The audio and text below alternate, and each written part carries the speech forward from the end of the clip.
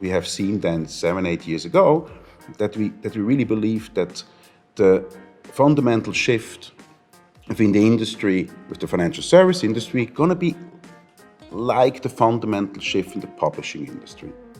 In Switzerland, then, when we still have been in the publishing industry, we had 120 independent daily newspaper houses. Today we have 4. This is mainly due to this massive shift of digitalization. This industry has been undergoing and still is undergoing. We see that the Facebook and Google and now Amazon take the big part out of it. And we see exactly the same, not exactly the same, it's a more diverse and more complex industry, but the same effects, structural changes within the financial service industry. So we are double prepared.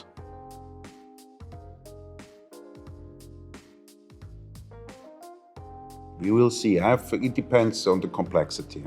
I would say in the mass market retail, the big threat is big tech. What prevents the big shift there at the moment are regulations. But despite the fact is they're going to take a cut out of the value chain anyway. So if they can facilitate the leads, they're going to have a cut already today that way with Google. So the big markets, especially the underbanked markets where the relationships are not already there, is going to have a very challenging time, but also going to have a lot of opportunities.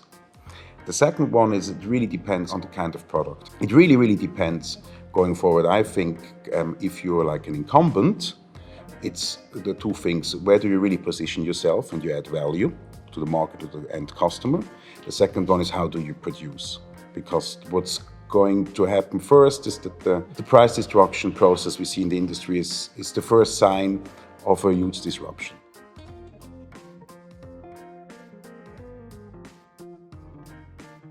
What's beautiful in the publishing industry, media industry, and sports marketing is nothing else than branded content, is that you have to find your audience, and that you interact with your audience. And it's a storytelling. And today, like from both sides, storytelling relationship. Within wealth and wealth management, it's more or less the same. Of course, you have a lot of other processes in the back to facilitate this relationship and to produce, which we provide as well.